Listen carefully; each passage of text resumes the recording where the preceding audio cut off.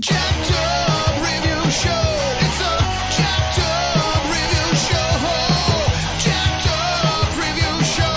It's the jacked up review show.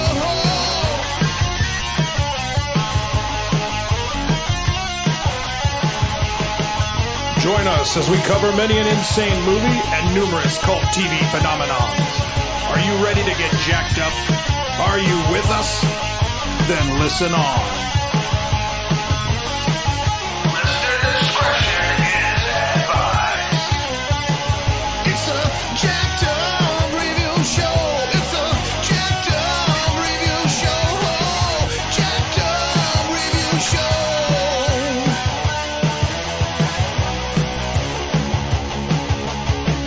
It's a jacked up review show. It's a jacked up review show. Jacked up review show.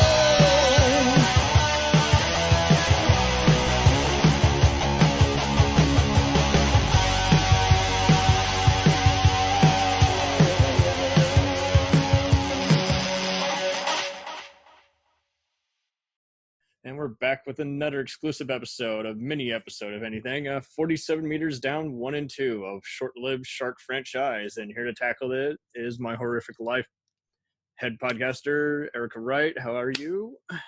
Doing well. How are you? No complaints, no complaints. We're all surviving, watching crazy movies. So, yeah, long story short, movie number 1 just kind of came out of the blue around 2016, and basically, was just kind of whatever, just those who wanted to see a shark movie just took it as Friday night entertainment. Those who didn't see it. And then there was, my bad, it was 2017, and then 2 years later, it was with a sequel called Uncaged. Right. and they were by comedian Brian Allen's Entertainment Studios. They acquired it from Dimension Films following the Weinstein shutdown. They wanted to have it go direct to video and under the generic title In the Deep, but they said, nah, this has a pretty big budget, it's going to the theater. And I can't imagine why. I mean, direct to video, when I think of it, it's typically very limited, and this is crazy huge budget. So Yeah, I usually don't associate huge budget with direct to video, direct to DVD, or that kind of thing. Right. This had a fucking 5.3 million, so it's still low budget, but I mean, it's still, I think the biggest issue is when it came out, there was already ushering out sequels to the, other crap like Deep Blue Sea and Open Water, so it kind of got lost in the shuffle. And I just saw one of the TV ads just one day, and I just thought instantly, okay, so this looks like Phone Booth or Panic Room or Buried, but it's in a cage surrounded by sharks. Right. I thought about seeing it, then my cable package lost Epix Entertainment, so then I didn't get to watch them. And then I finally just got off my ass and watched them this year because I was listening to the electronic brother duo group, Tom and Andy, who provided music for this. And so I was like, okay, now this is giving me chills, so now I better watch this movie already. So so what was your intro to this? So I saw the trailer for the second one, the Uncaged entry in the theater. I'd seen the first one, and I hadn't seen either one in the theater, so I watched them on Amazon Prime. Right. And that's my intro to it. All good. I had been familiar with Johann Roberts. I thought The Other Side of the Door was a rather underrated supernatural kind of terror movie. Kind of, if you haven't seen it, it's kind of almost like a Wishmaster meets Poltergeist, for lack of a better description. Interesting. Okay, it's just one of those supernatural. It could be great or it could be hideous. I can't tell from that. Well, you like Sinister, so I think you might dig it. It's okay, definitely. Yeah, I'm one of the few people who didn't like Poltergeist. And honestly, I am kind of on the fence about a lot of things with Wishmaster, even though I have friends involved with that project. All good. I just use that to just kind of describe what kind of a supernatural kind of terror movie it is. You know, like if there's some guy going around stalking people who has supernatural powers, I often give it the Warlock Candyman label. Yeah, So, yeah. Johannes Roberts is behind that. He later did the sequel to Strangers and also just F-, which was a school terror movie. And so I've always been on the fence on him because I would always see his initial movies like Dark Hunters and Force of the Damned be on the video store. And I was like, no fucking way am I watching that. And then I finally saw, and then, a 2 out of 10 star movie passed, but Roadkill, Sci-Fi Channel passed. But then I saw Storage 24, thought it was rather interesting, even though it failed miserably at the Frills and Chills. But I thought it was just at least interesting, at least a decent attempt for something made with no money with a mostly British cast. Yeah. Strangers 2, not my deal, but I could totally understand why a lot of people found it very superior to the first one because it was just its own thing and just a decent Friday night movie. Totally get it. So he's a hired gun and he's found his niche, much like every other genre person has pretty much just been the go-to guy for, you know, directing TV or movies. So I would never place these high, but if you're just a shark movie completist, I think you could find worse. We'll return after these messages. Hey, feeling down? Feeling low? Not enough podcasts about movies in your life? Why not try They must be destroyed on sight. the new Podcast Cure-All? Sure to get you right with the world and on a path to better living. We have exploitation, we have Italian horror, we have zombies, we have slashers, we have crime films, we have spaghetti westerns, we even have sci-fi and sex comedies. So take a dose of They must be destroyed on sight. as needed and let the hosts, Lee Russell, Daniel Harper, Paul Romali, and the odd guest host cure what ails you. Warning, may cause atrophy, African consumption, black fever, bone shave, chin cough, colic, cramp colic, dropsy of the brain, elephantitis, grocer's itch, jaundice, mania, miasma, mortification, palsy, Pott's disease, rheumatism, scurvy, St. Anthony's fire, summer complaint, and worm fit in some people. Consult a physician before listening.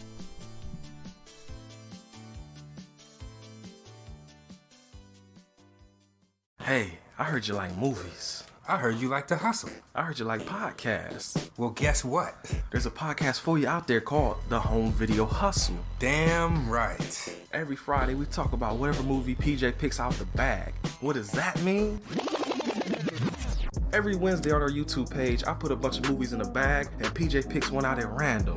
And then we just watch it. We talk about it for maybe like an hour, hour and a half, 2 hours, whatever we feel like doing, wherever the conversation leads us. But do we actually talk about the movie? Most of the time. Tangents galore. Yes. So believe me, we may be a movie podcast, but it's not always about movies. We may talk about video games, Music. Yeah, that's the big one, music. Sometimes we might get a little bit of politicalness in there. Yes. Sometimes we may just, we know what we like to do. We like to tell stories, PJ. Yes. I am the master storyteller Yes. of the podcast realm.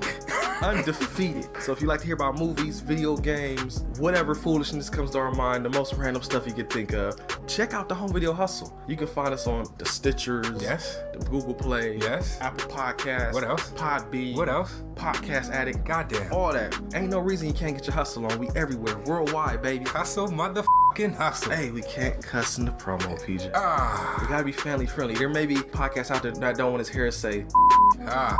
Ah. all Yeah. that good fun stuff. Well, you. Don't run the listeners away, PJ. I'm sorry. But this is going kind of long. Yes. So we'll go in this and say, hey, check out the Home Video Hustle every Friday on all the various podcast outlets. Peace. Peace.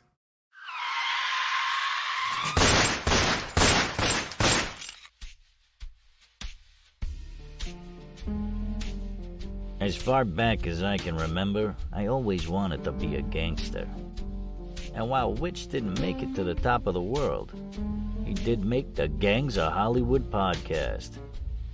So join the gang and enjoy a movie review podcast about movie gangs, gangsters, mobsters, and the mayhem they cause. You can find GOH Podcast on Facebook, Twitter, and Instagram at GOH Pod at www.gohpod.com, as well as your favorite podcast listening app. And remember, say hello to your little friend for me.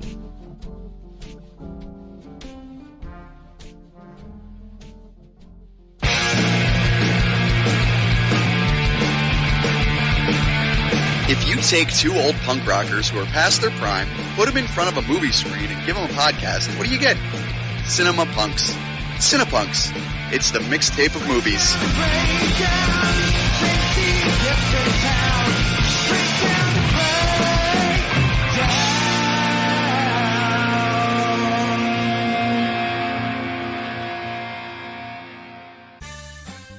Did you ever see a film at such a young age it left you traumatized with cinematic wounds?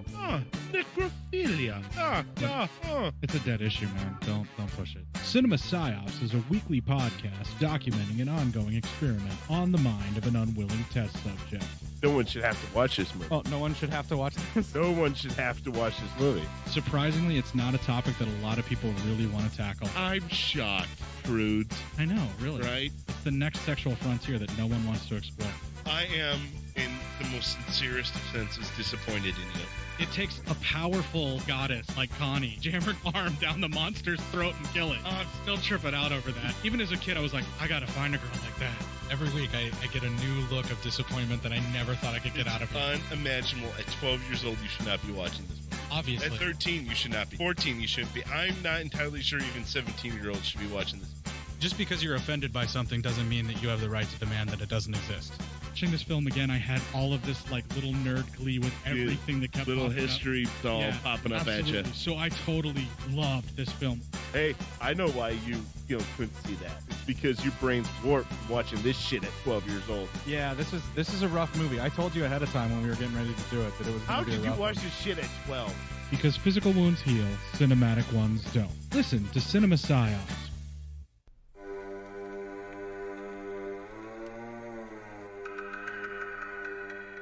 Hey everybody, I'm Corey. And I'm Zach, and we're the hosts of Podcasting After Dark, a cast dedicated to late-night horror and sci-fi of the 80s and 90s, often found on HBO and Cinemax. You know, the movies your parents didn't want you watching as a kid. You can find us every other week on Apple Podcasts, Spotify, Podbean, and Stitcher. This is what you want. This is what you get.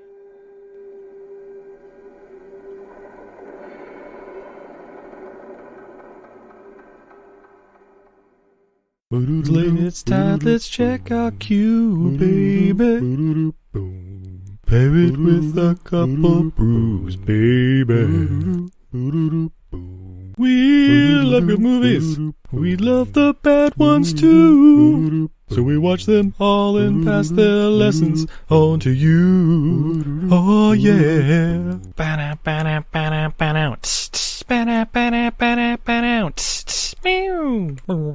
Everything I learned from movies helps to make life a little bit groovy. With a one-last plot holes and gratuitous movies. It's time to get busy with your friend Steve and Izzy. At eilfm.podbean.com. Hi, everybody. It's Mac Jackson. I wanted to invite you to a new site called the Forever Adventure Network. This website has everything. Pictures, videos, blogs. There's original music by Harmony Constant. 2 podcasts. One is the MacGyver Podcast, where we celebrate Richard Dean Anderson, his iconic roles, and how it's influenced our lives. There's episode discussions, interviews, and life conversations. The second podcast is the Never Gets Old Podcast, where we celebrate all the best things that we love in life, from TV, movies, music, and comics. The site is also the home for the MacGyver SG-1 audio series, an ongoing adventure series that continues the adventures of MacGyver and SG-1. There are also multiple stores to choose from for all of your pop culture and adventure needs. Come on by and check us out today. And thanks for joining the adventure. We now continue with our program. You had some interesting points on how there's a lot of moments you can't take seriously, and I do agree with that to an extent. This is kind of like normally I find people who won't shut up during an entire movie and just keep panicking annoying as fuck, and I don't know why. I just kind of let it play out here in the first movie. They're just panicking, but Sure, at least they're doing something. It just feels, for whatever reason, like it's trying to make the cliches kind of look a little more plausible. The shark CGI, I will say, is pretty good for the most part.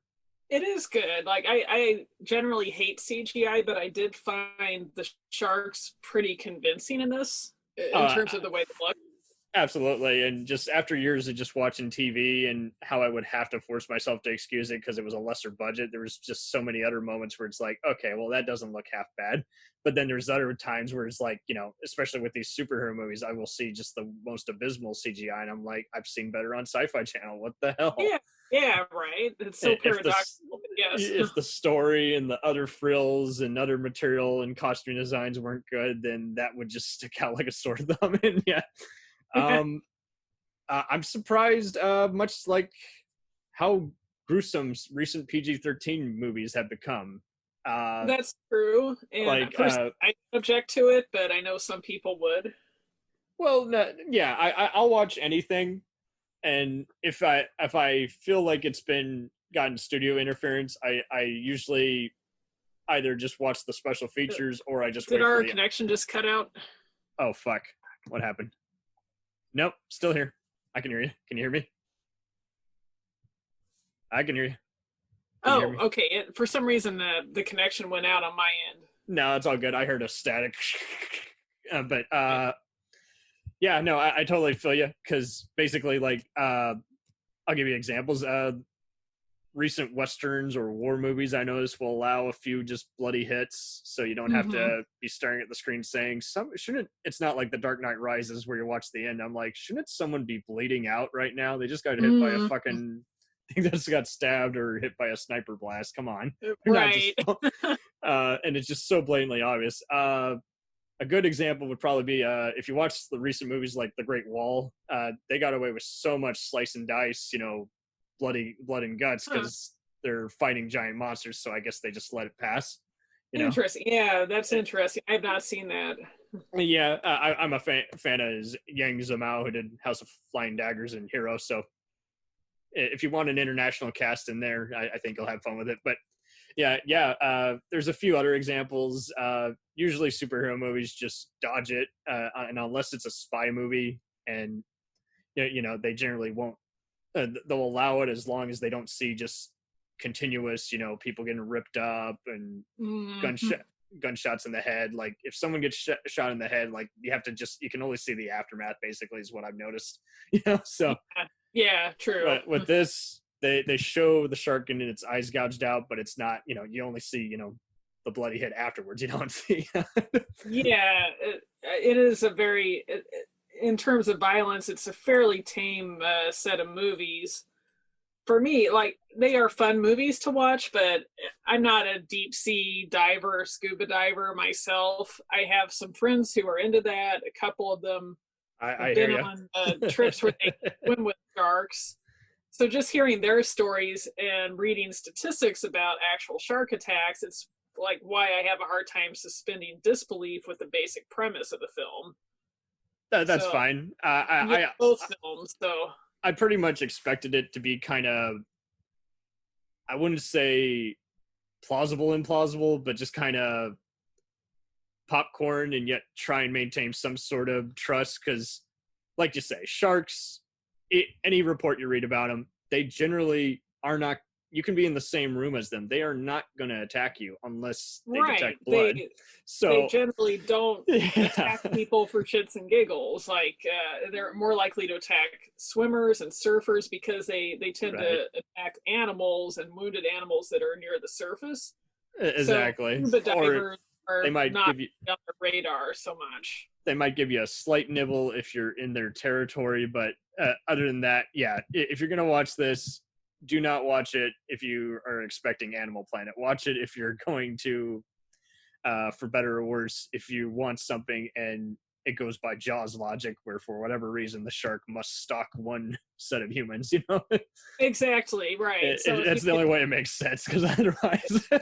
if you can ignore the actual facts about shark attacks, that there's only average of 10 shark deaths per year globally. Yeah. So I mean, that's like, you know, if you can set that aside. But even then, I had some issues with some things they said were technically true in the movie, like the whole thing about decompression stops. That's true. Right. You have to swim up to the surface slowly and get nitrogen out of your system, or you'll get the bends and you can die from it, and it's agonizing apparently. But what I found funny about the first one, funny because I have a sense of humor. Yeah. It's all good. We all have unintentional moments. Right. So like the guy on the surface who's part of the rescue team, you know, he's like, don't swim to the surface quickly because you'll get the bends and you'll die because nitrogen will get to your brain. It's like, well, that's technically good advice. But then when they send the other guy down with the cable, and I don't know why they're using the same kind of shitty cable that failed the first time. But they clearly didn't watch the first movie. Right. And it's like, you're like, quick, bring us up to as fast as you can. It's like, well, are they not going to do decompression stops for the two women in the cage? They still have to do decompression stops, even if they're in that cage. It's like, don't bring them up to the surface as fast as you possibly can. That doesn't make sense. Yeah. So that was one thing. But then just, I don't know, for me, like part of the annoyance / entertainment value was the fact that the professionals are fucking idiots. Yeah, they're claiming to be, well, no, this is always an R-rated podcast, but yeah, it's one of those where it's like, okay, yeah, so you call yourself the expert. Yeah, you're the expert. Okay, for one thing, you're bringing them up to the surface inside the cage as fast as you can after all these warnings about decompression and stuff like that. And then they're using a flimsy cable, like what failed near the beginning of the film. And then the second cable fails, and I got to tell you, it is even funnier the second time. To me. No, it's fine. No, I always watch movies with a sarcastic attitude because I know one way or the other, like the only time a movie fails for me is if I cannot make fun of it, if I can't be entertained by it, either intentionally or unintentionally. So right. And so, you know, even if I attempt to riff it and it just flat out is just like so cluelessly just arrogant of just how, like, it just feels like the filmmakers, you know, in this case, it just feels like the filmmakers are just going cheap. They're still in 80s mode. I definitely like these better than, say, the last few disaster movies or home invasion movies or ghost possession films I've seen, where it just feels like the filmmakers have never seen a movie in their lives and they're just making easily avoidable mistakes. So yeah, Joanne Roberts, he's a hired gun. I guess you could say it benefits from some slight character actor star power. You got Mandy Moore and Matthew Modine in movie 1. Movie 2 has Sylvester Stallone's daughter making her debut, and John Corbett as the father and expert of the expedition. Yeah, pretty much movie 1 is just seeing how many times can they just fucking get stranded in the cage. Movie 2 is, if the shark doesn't kill you, then your idiot friends trying to save their own ass are going to get you killed. And then when that fails, then you're going to have all this basically water typhoon underwater in the cave sucking you in. So yeah, it's got more extra barriers. It's basically a minotaur. Yeah. Cave, yeah. I gotta say, one twist I did like in the first film that I thought was done pretty well was they tell the characters at one point when they drop extra air tanks down, since the main characters are running out of air. Yeah. Well, there's a risk that you'll get nitrogen narcosis and you might see things that aren't there. And that is a real risk for scuba divers, especially if they like to do deep diving. So I like that bit of realism, but then they they give you the illusion that the characters are being rescued, and it turns out it's just the one girl's hallucination. And because that was she, kind of fun. I did not see yeah, that I coming. like that she's like nitrogen narked, and she's still stuck at the bottom of the ocean there. But I did like that. Expected her to Clever. have. I thought she was gonna have to saw off her foot or some fucking shit. That's what I thought too, and I thought, well, then if she Then that cuts really her doesn't work. leg off, that will attract the sharks because they'll smell or sense the Right. blood in the water. And so, yeah.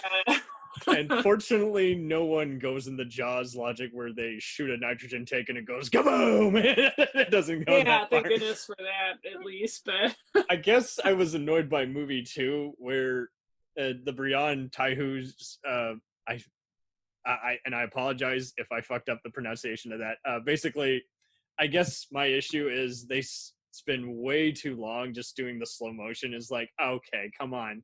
We've had more time to react than the characters, so it's getting a little tedious. Yeah, So, that's true. but yeah, it's just so hysterical how Brian too. She's been being so stuck up and shitty the entire movie, and then she, her true colors just show. Okay, screw you guys, and then starts climbing up, and then of course the shark for whatever reason detects that. Oh no, you don't. it's totally right, just right. There's some good karmic, stuff going on with that script. Yeah, of course, script. My friends who've done some, or script, yeah, air quotes. I don't know. Script. Sorry. Script. Rip. Script. It's a popcorn. There's nothing else. It is. It is definitely a popcorn movie. Well, both of them are really. I think the second one is maybe a bit more of a popcorn movie even than the first. And the first had a lot of especially with how the shark jumps out multiple times and doesn't even hit anybody. I keep waiting for someone to accidentally get in the way. When it's falling so right I guess if you are a scuba diver and you are swimming in a shark infested area, basically you just want to be chill with how you swim and not do anything crazy. You don't swim quickly. You don't act like you're startled. So if you're just kind of calm about it, apparently they don't really even notice you. If you move suddenly, they view you as a threat or as potential prey, and that's where maybe they might bite you or attack you. But usually at that depth, sharks apparently aren't all that interested in humans. So hell no, they're just as boring as us. So if you had to say any other production interesting value, movie 1 was nominated by the Saturn Awards, which nominates sci-fi, horror, fantasy movies. It did not win, but it was the 44th award special for those interested. Cool. Movie 2 was filmed at the legendary Pinewood Studios in the Dominican Republic. So neat. I do like the some of the visuals in the 47 Meters Down Uncaged sequel. That underground temple or whatever it is they're in, that looks really cool. Oh yeah, and I like the look of that, all the columns, the statues. Even the color of the blood in the water is rather well done, and that says a lot because how many movies can you name where it's like, okay, it's just so oversaturated, it just doesn't look right. Yeah, it's like the visuals are actually really beautiful in that film. It's just some of the characters are like, right, they're human fodder, and so this fails any realistic science. So watch this. I could never watch this with my aunt, who is a former scientist. So, and her You'd be husband ripping that apart, I'm sure. Oh yeah, they would be like, and they wouldn't want to watch anything like that anyway. They would only want to watch it if it was like a historical epic or fantasy like Lord of the Rings. So that's their loss. But no, if you guys want a mixture of action, horror, and your shark movie completes, I guess 3 out of 5 sounds right. Maybe 2.5 for bigger nitpicks. Yeah, personally, I would give 3.5 for the first film and 3 out of 5 for the second film. Okay, perfect. Yeah, I definitely am more entertained like 3.5 and a 4 out of nature, entertainment wise. But movie wise, probably just 3.5 free. Just go in expecting just mayhem, but organized mayhem, if that kind of makes sense, and then kind of a few gotcha moments and a few oh brother moments. So yeah, just Yeah, that's exactly. I would agree with that. Yes. if it comes on Sci-Fi Channel or USA Network or TNT, it's totally a 2 a.m. kind of movie for me. That's generally when Yeah. I watch most movies because I'm just busy all day. So Yeah, I would agree with that. And also, if it's the kind of thing where maybe I had friends over and we're just looking for something. oh, to watch, absolutely, yeah. not too explicit, but there's some suspense, there's entertainment. I would totally watch that with my friends who aren't into extreme horror like I am. So right. If you want something and you clearly your copy of well, what's a classic movie? If your copy of The Shining or A Quiet Place has been broken and you got a few other leftover movies you found at the gas station, and this was on the used discounted DVD Blu-ray aisle, snatch it up, have fun. And yeah, the bigger friends who are hammered and drugged out, go for it, have fun. yeah, I agree with that. It's definitely a friends, drinking beer kind of movie or set of movies. Yeah. You won't remember any of the characters' names. You don't even remember them after 5 seconds, or 5 minutes. It's true, So. especially in the second film. I feel like the characters are very interchangeable. Like, at least in the first film, there's the 2 women. So you get to know those characters a bit more. But in the second film, I feel like they're all just victims. Absolutely, just target number 1 through 5. Yeah. And ironically enough, I guess John Corbett's a decent enough actor. I've heard he's an asshole in real life, but he's always been a cool on-screen presence. Many chicks wanted his number back in the day, and many guys would just kind of say, "Oh yeah, the funny guy." You actually do. I did kind of get pissed when he got killed, so it's just like, damn it. And that says a lot because the character literally had nothing except I'm an expert and I'm go ahead, go on vacation, have fun. It could make probably a decent double feature with something like the 2010 film The Reef or The Shallows, but if you don't like those movies, this probably won't entertain you any more than that. If you're kind of like us and you just like lowbrow stuff and just I think the worst shark movie I saw in the last decade or so was Shark Night. So it was trying to be a shark film and a torture film. Oh, it is so much better than Shark Night. I mean, I like both of those things, but that movie did not do either one of those things right. So, oh, good. I'm not a Saw guy, but I've liked movies that have kind of ripped off the whole kill or be killed kind of formula. Yeah. I love Hostel, and I love even more extreme films than Hostel or Saw. I like very fringe films, but it's like I wanted to like Shark Night, and it was just crap. So yeah. And it's a stinger because I think David R. Ellis is really talented, and you would have thought, hey, the guy who did Final Destination, 2 and 5 would be right. Yeah, that was probably part of why I went to see it in the theater. I was like, oh. Yeah, it was in 3D for God's sakes, and yeah, for whatever reason, this one, it's just like, goddamn, really. Given how it's PG-13, but it doesn't really feel too watered down. Like, oh, okay, you cut away too soon. I see what you did there. I guess my favorite aquatic animal attack movie, it's not a shark movie, but it's actually Piranha 3D. Okay. I love Piranha 3D. It is hilarious. It's raunchy. It's gory. It's all good. I'm more a fan of the original, but I totally understand. I do like the original too, but I do like the campiness of Piranha 3D.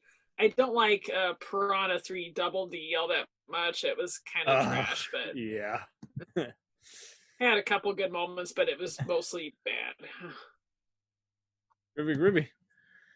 All right, so I think we pretty much have summed it up. It's whatever you consider good or bad in the world of shark movies. It's definitely not trashy in a Italian kind of way, but if you're one of those guys who likes pretty much every kind of international cinema or just unusual movies, then you might dig it. Yeah, in fact, if anything, if you guys have been doing drive-ins since whatever, then you're totally the target audience for this. True.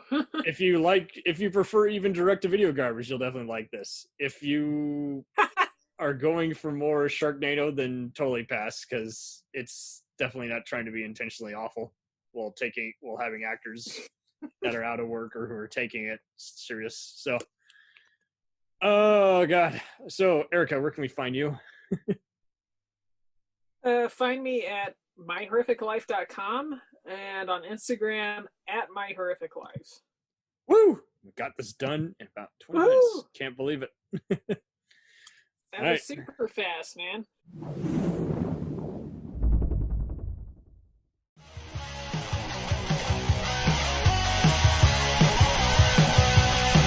Follow us on the web on Facebook, Twitter, and Instagram. The podcast is available on Podbean, Spotify, iHeartRadio, Anchor, Apple, and anywhere else podcasts are available. Feel free to review our show and leave comments on any of those sites. Thanks a million for listening. It's a jacked up